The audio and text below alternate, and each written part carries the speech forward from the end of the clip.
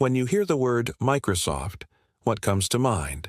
For most people, it's the familiar blue Windows logo on the corner of a screen, or maybe Bill Gates standing on a stage decades ago talking about computers that would change the world. But behind that brand, behind those products you've used since you were a kid, lies a story so much bigger, stranger, and more dramatic than you might think. Microsoft isn't just a company. It's an empire that shaped how billions of people live, work, and communicate. And its history is filled with surprising twists, bold gambles, quirky moments, and even scandals that reveal just how powerful, and sometimes unpredictable, the tech world can be. So buckle up, because we're diving into the top 10 facts about Microsoft that will not only surprise you, but also give you a whole new perspective on the company you thought you knew. Year 10. Microsoft started with a tiny college dropout dream. The myth of Silicon Valley is built on garage startups, but Microsoft's story begins in a dorm room and a crazy idea. In 1975, a young Bill Gates dropped out of Harvard University, not because he was failing classes, but because he saw a revolution coming and didn't want to miss it. Alongside his childhood friend Paul Allen, Gates spotted an article in Popular Electronics about the Altair 8800, a primitive personal computer that hobbyists were excited about. Gates and Allen had never even touched an Altair at the time, but they wrote to the company claiming they could deliver a version of BASIC programming language for it. Here's the twist. They hadn't even written the code yet. It was a bluff, a gutsy gamble. But when Altair's creators said yes, Gates and Allen went into overdrive, working day and night to code BASIC for a machine they didn't even own. Paul Allen flew to New Mexico to demonstrate it, loaded the tape into the Altair, and, miraculously, it worked. That moment was the birth of Microsoft, though back then it was spelled with a hyphen. Microsoft, short for microcomputer software. Think about how risky that was.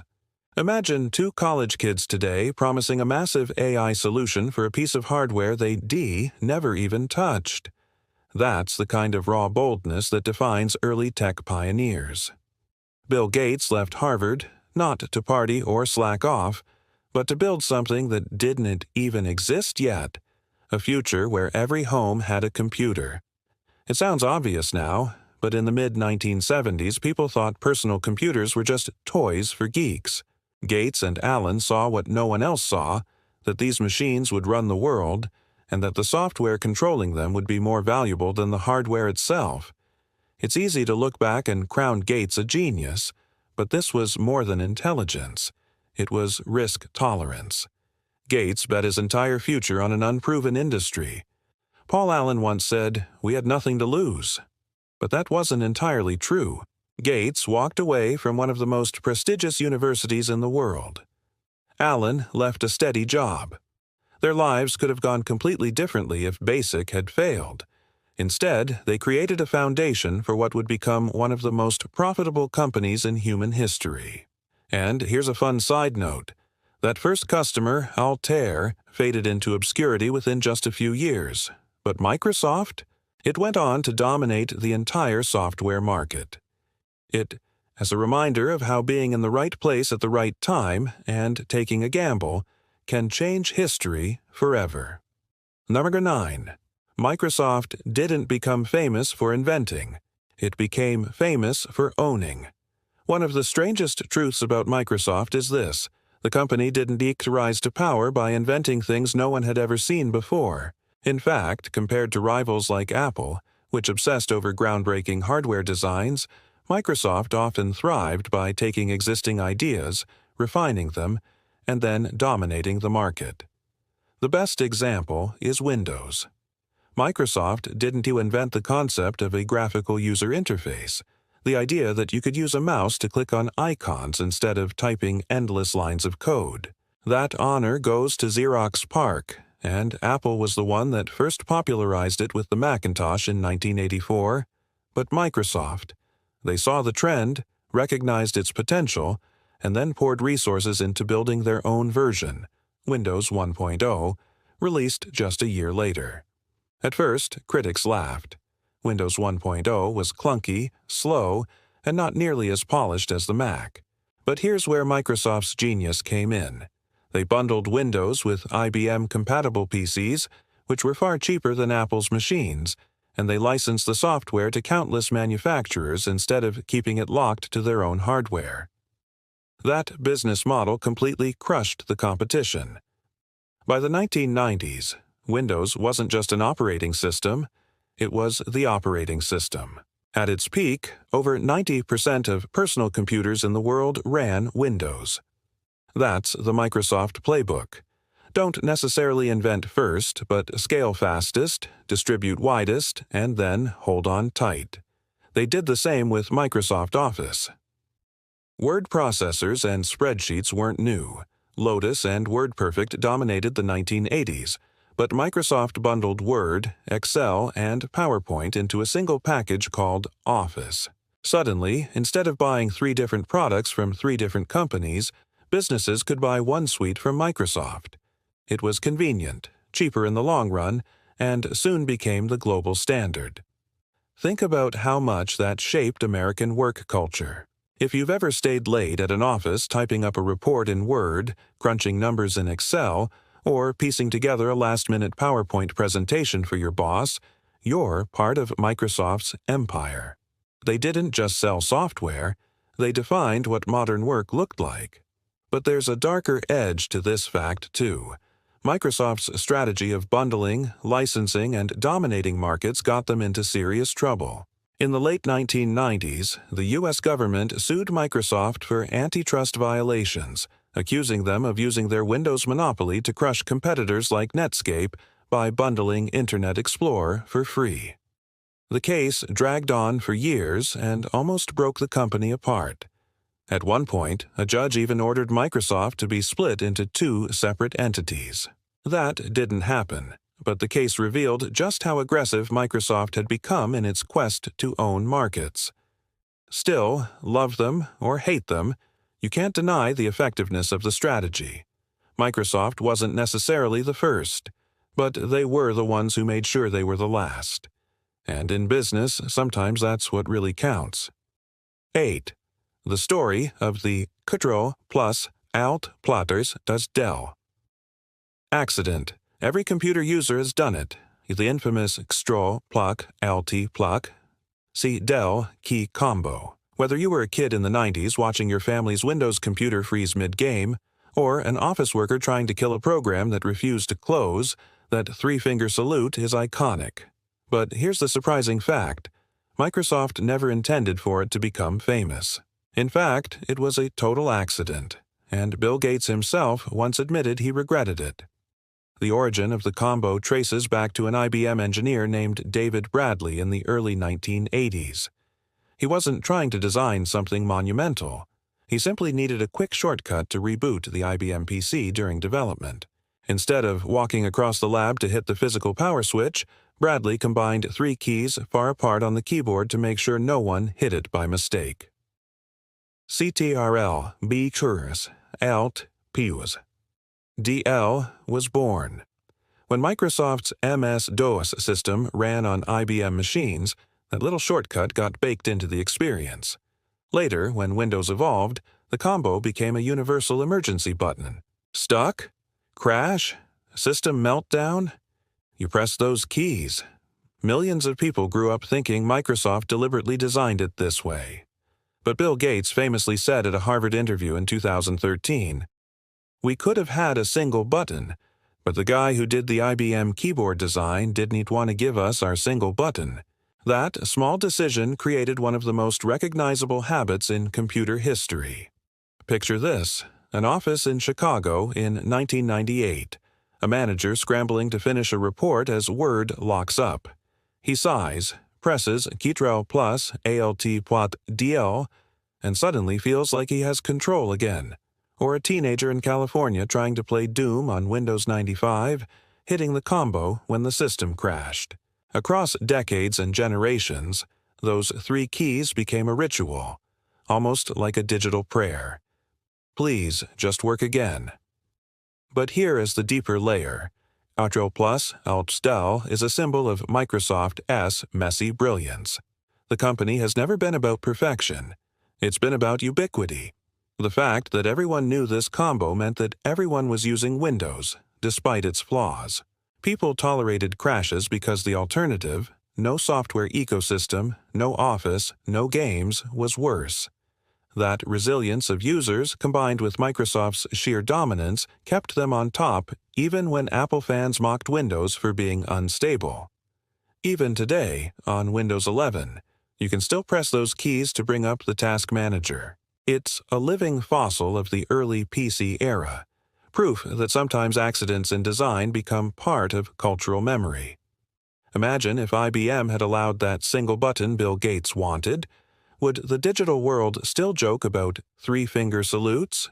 Probably not. It's a quirky reminder that in tech, history isn't always shaped by grand strategies. Sometimes it's shaped by awkward little workarounds that stick forever. Number 7. Microsoft once saved Apple from going bankrupt. Here's a fact that feels like an alternate universe. Microsoft, the company often portrayed as Apple's mortal enemy, once saved Apple's life. And not just in a small way. Without Microsoft, there's a good chance Apple wouldn't exist today. Let's rewind to the mid-1990s. Apple was in serious trouble. Their computers looked stylish, but sales were collapsing. The company was bleeding money quarter after quarter. By 1997, Apple was only a few months away from bankruptcy. This is the same Apple that today dominates smartphones and wears the crown as the most valuable company in the world. But back then, Apple was closer to disappearing forever. Enter Steve Jobs, who had just returned to the company he founded after years in exile. Jobs was desperate. He knew Apple needed allies, even if that meant reaching across enemy lines. In an iconic moment at Macworld 1997, Jobs announced a shocking partnership. Microsoft was investing $150 million in Apple. The crowd booed. Imagine being an Apple superfan in that era, hearing that the rival you mocked was now keeping your favorite company alive. But Jobs framed it differently. He said Apple needed to move forward, and that meant cooperating with Microsoft on some key areas. The deal included Microsoft continuing to make Office for Mac, a critical piece of software that many professionals depended on, and Apple making Internet Explorer the default browser on Macs for a time. Bill Gates even appeared live via satellite at the event, his face looming on a giant screen above Jobs like some kind of digital overlord. It was surreal. Gates and Jobs, two titans who had fought bitterly, were suddenly business partners. But here's the twist. Microsoft didn't just help Apple out of kindness. They were also facing antitrust pressure from the U.S. government at the time. Supporting Apple gave them a stronger defense, proof that they weren't a monopoly crushing all competition. It was a calculated move, but one that kept Apple alive long enough to reinvent itself with the iPod, iPhone, and iPad. Think about how that shaped the tech world. Without that investment, Apple might have died, and there would be no iPhone revolution. Imagine America today without smartphones as we know them. Would Google have become the dominant phone company instead? Would Microsoft have owned the mobile era after all? The ripple effects are staggering. This fact shows the strange paradox of competition in technology. Rivals may fight tooth and nail, but sometimes they secretly need each other.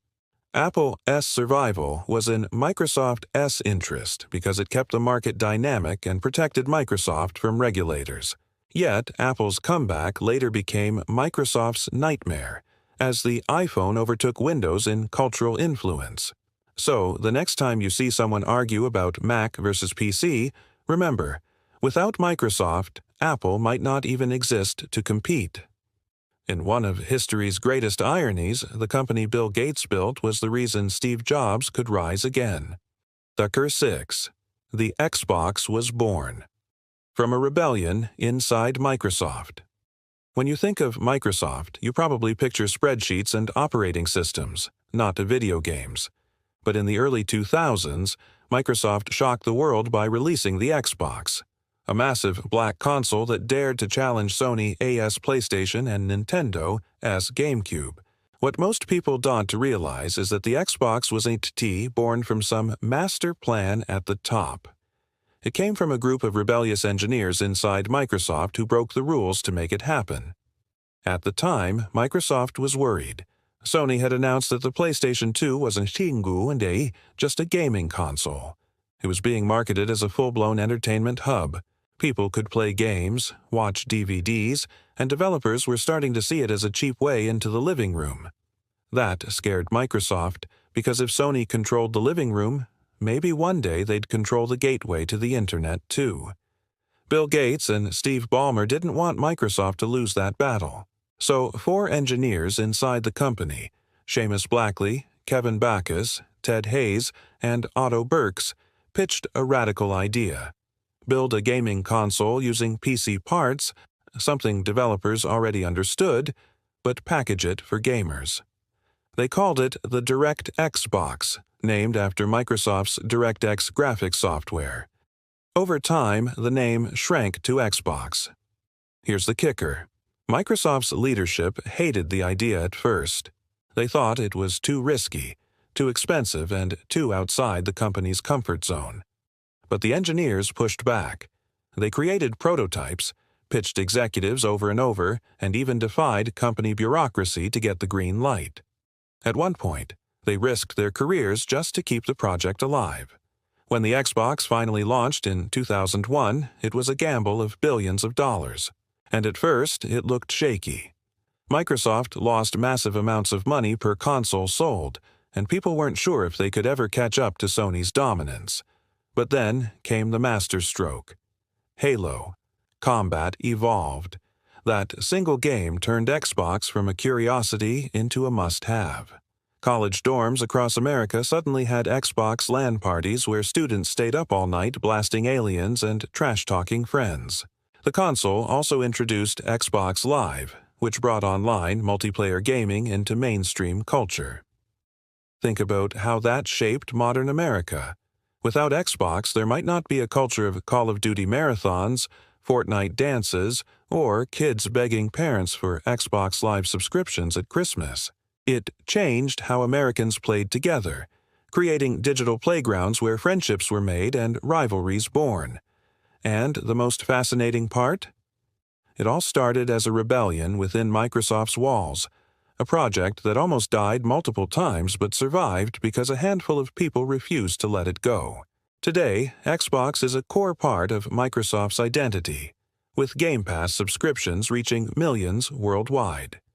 It proves that even in a giant corporation, a small group of passionate innovators can flip the script and change the company's destiny. Number 5. Microsoft became one of the world's richest companies thanks to licensing, not sales. When most people think about how companies make money, they picture selling products. Apple sells iPhones, Nike sells sneakers, Ford sells trucks. But Microsoft cracked a different code. Their real fortune wasn't built on selling computers, it was built on licensing software, and this strategy made them one of the richest companies on the planet. The breakthrough moment came in the early 1980s, when IBM was preparing to release its first personal computer. They needed an operating system to run it, and they approached Microsoft. Bill Gates struck one of the most legendary business deals in history. Instead of selling IBM the software outright, he licensed it. That meant IBM could use MS-DOS, but Microsoft kept the rights to license it to other manufacturers too. At the time, it seemed like a small detail, but that deal changed everything. As the PC industry exploded, dozens of companies started making IBM-compatible machines: Compaq, Dell, HP, and more. All of them needed an operating system, and Microsoft was ready to provide it. By licensing instead of selling, Microsoft got paid again and again, every time a new manufacturer came knocking. To understand how revolutionary this was, imagine if Henry Ford had said in 1908, "I won to just sell you cars.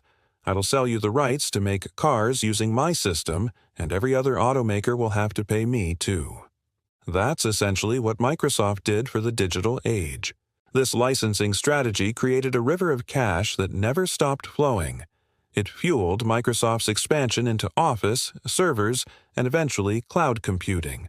It made Bill Gates the richest man in the world for years, and it embedded Microsoft so deeply into American business life that switching away felt impossible. Companies ran their payrolls, their reports, their customer data, all on Microsoft systems. Of course, this also created backlash. Some critics argued Microsoft's licensing model locked users into their ecosystem, stifling competition. That tension played a role in the antitrust battles of the 1990s. But from a business perspective, it was pure genius. Gates himself once said his goal was to put a computer on every desk and in every home, running Microsoft software. Notice he didn't say a Microsoft computer. He didn't need to build the hardware. He just needed everyone else's hardware to run his software. This philosophy carried into later eras, too.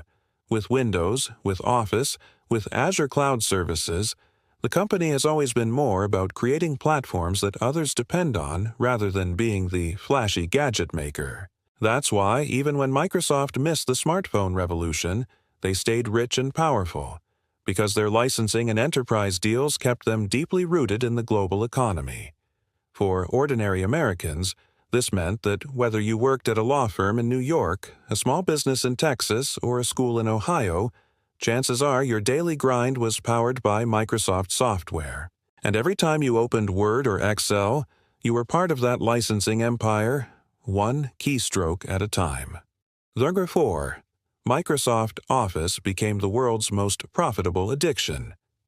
Today, when you hear Word, Excel, or PowerPoint, you probably roll your eyes and think of late-night deadlines, endless spreadsheets, or boring slideshows at work. But here is the truth. Microsoft Office didn't just become popular. It became so deeply embedded in daily life that it turned into what some business analysts call a software addiction. Once you started using it, you couldn't stop. Back in the 1980s, productivity software was fragmented. WordPerfect dominated word processing. Lotus 1-2-3 ruled spreadsheets. Harvard Graphics had presentation software. Businesses had to buy each program separately from different companies, and compatibility was a nightmare. Bill Gates saw an opening.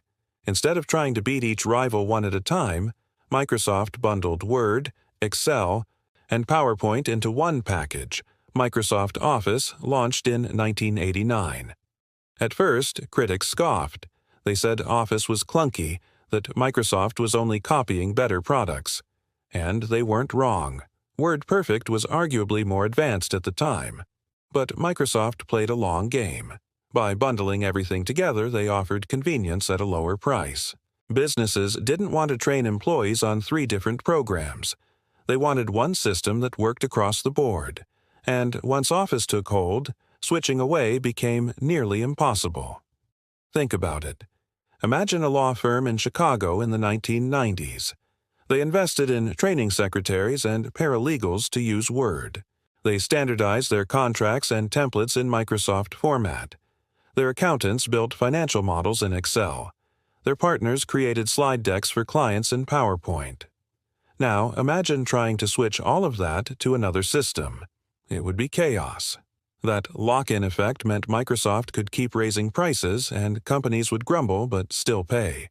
That's why Office became one of the most profitable software products of all time. By the 2000s, it was a cash cow, generating billions of dollars year after year. Even competitors had to play along. Apple computers needed Office compatibility to stay relevant in business. Open-source projects like OpenOffice tried to break the monopoly, but most companies stuck with the devil they knew. The genius of Microsoft Office wasn't just bundling. It was making itself unavoidable.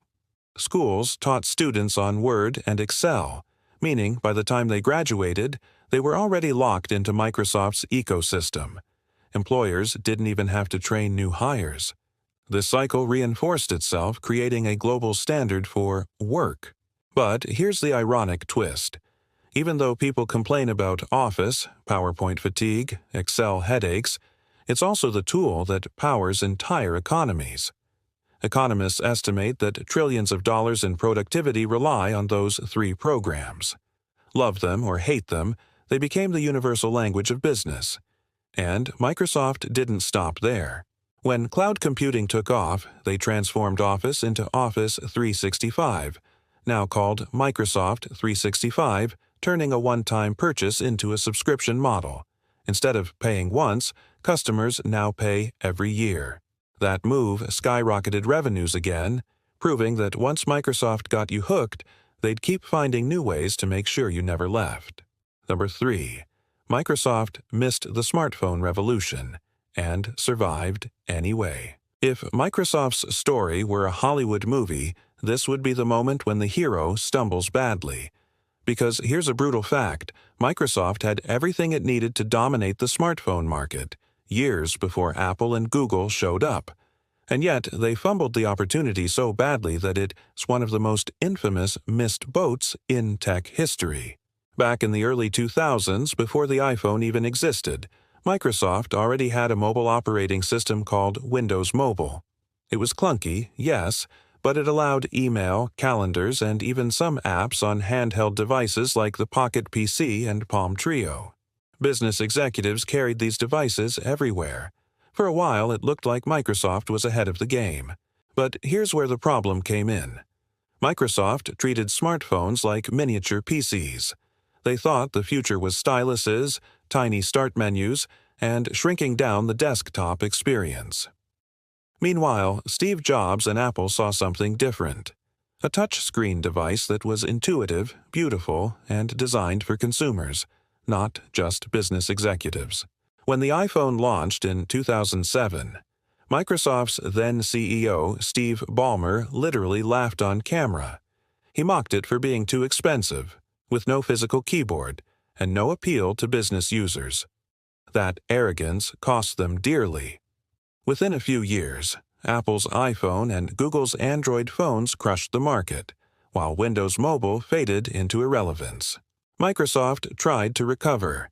They launched Windows Phone with its innovative Tile design, which actually earned praise for being sleek and different. But by then, it was too late. Developers had already flocked to iOS and Android. Without apps, even the coolest interface couldn't survive.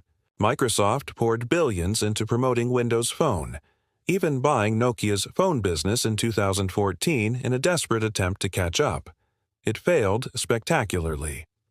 By 2017, Microsoft announced they were effectively done with smartphones. Here's the fascinating part, though. Unlike other companies that missed a major technological wave, Microsoft didn't die. They didn't even collapse. How? Because their empire wasn't built on hardware or trendy gadgets. It was built on software licensing, enterprise services, and cloud computing. Even as Apple took over the consumer world, Microsoft was making billions from Windows, Office, and corporate deals. In fact, missing smartphones forced Microsoft to pivot. Under new CEO Satya Nadella, they doubled down on cloud services with Azure, and that turned out to be a goldmine. Today, Microsoft is once again one of the most valuable companies in the world, not because they won the smartphone war, but because they won the cloud war. This story says something profound about resilience. Imagine being an American company that missed the biggest consumer product revolution of the century. For most businesses, that's a death sentence. But Microsoft didn't just survive. They thrived. It shows that sometimes even colossal mistakes don't end giants if their foundation is strong enough. So yes, Microsoft blew their chance to own the smartphone world. But they came out the other side richer and stronger than ever. And that fact alone is one of the most shocking truths about the company's legacy. EWAC 2. Microsoft's AI ambitions could reshape the future.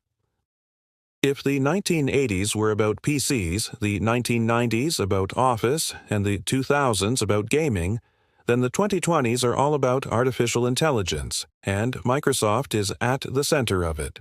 While Google, Apple, and Meta were busy flaunting their consumer products, Microsoft quietly made one of the most strategic moves in modern tech. betting big on AI through its partnership with OpenAI. Back in 2019, Microsoft invested $1 billion into OpenAI, the research lab behind groundbreaking tools like GPT and DALL-E. At the time, it looked like a gamble. AI was still niche, with most people associating it with clunky chatbots or sci-fi fantasies. But Microsoft saw where things were heading. By 2023, as ChatGPT took the world by storm, Microsoft doubled down, pouring billions more into the partnership and integrating AI into its core products. They branded it Copilot, embedding AI helpers into Word, Excel, Outlook, and even coding tools like GitHub. Suddenly, the same company that gave you Clippy, the cartoon paperclip assistant that everyone hated in the 1990s, was now offering AI systems that could write reports, generate formulas, and draft entire presentations. The leap from joke to jaw-dropping innovation was massive. And here's the bigger picture. Microsoft isn't just adding features. They're aiming to redefine how humans interact with computers. Instead of you telling the computer what to do line by line, the future Microsoft imagines is one where you describe what you want in natural language, and the AI does the rest. That's a fundamental shift as big as the mouse, the GUI, or the touch screen. This move also has geopolitical implications. In an era when China is pouring money into AI and the US is racing to keep leadership, Microsoft's dominance in this space gives America a strong foothold. AI seeks to just about making your Excel sheets prettier. It's you about who controls the intelligence that drives global industries, governments, and militaries. For everyday Americans, though, the impact feels closer to home. A lawyer in New York can now draft contracts in minutes instead of hours. A college student in Texas can ask Word to turn bullet points into a polished essay. A small business in Ohio can use AI to predict inventory needs. Microsoft is turning what once felt futuristic into something ordinary people use daily. Of course, this comes with controversy. Critics warn that handing so much power to AI systems, and by extension to Microsoft, could create new monopolies or ethical risks. But one thing is clear. Just as Microsoft defined the PC era, they are positioning themselves to define the AI era. And that makes this one of the most important facts about the company today. Number 1. Bill Gates' wealth and what he did with it changed philanthropy forever. You can't talk about Microsoft without talking about Bill Gates, the man who co-founded it and became, for many years, the richest person on the planet. But the most fascinating fact is just how much money he made. It is what he decided to do with it. Gates turned his fortune into a weapon for philanthropy, reshaping how billionaires around the world think about giving back. At the peak of Microsoft's dominance in the late 1990s, Gates's net worth soared past $100 billion, an unimaginable sum at the time. But instead of simply hoarding wealth or buying islands, he and his then-wife Melinda founded the Bill and Melinda Gates Foundation. Their mission: to tackle some of the world's biggest problems like global health, poverty, and education. Through the foundation, Gates invested billions into developing vaccines, fighting malaria, and improving sanitation in developing countries. Some estimates suggest his philanthropy has saved tens of millions of lives. Think about that.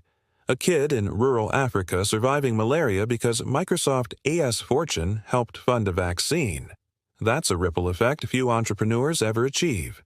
But Gates didn't stop there.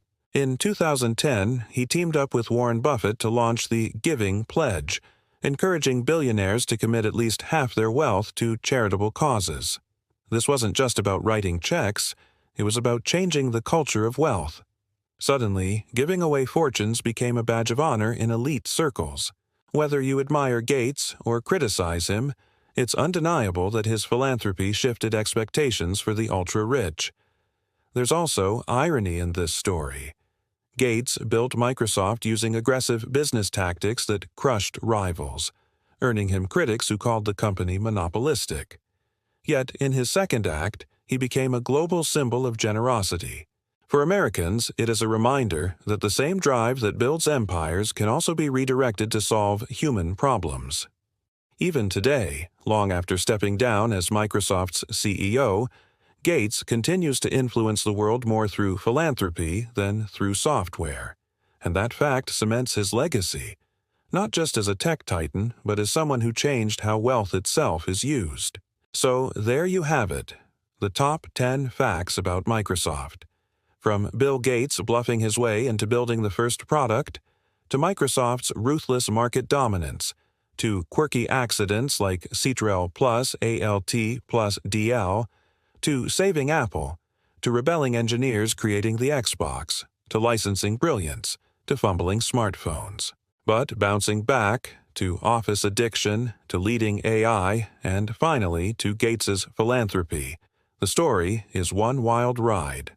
Microsoft isn't just a company, it's a mirror of modern technology itself, bold, flawed, opportunistic, innovative, and impossible to ignore. Its fingerprints are everywhere, from the way you type at work, to the way your kids play games, to the AI shaping your future. Love them or hate them, Microsoft helped define the digital age. And as we've seen, sometimes the facts are stranger than fiction. If you enjoyed uncovering these hidden stories about Microsoft, don't stop here. If you like this video, make sure to hit that like button, share it with your friends, and subscribe to the channel so you never miss more deep dives into the companies and mysteries that shape our world. And tell us in the comments, which Microsoft fact blew your mind the most? Was it the Xbox rebellion, the Apple rescue, or Gates's philanthropy? We'd love to hear your thoughts.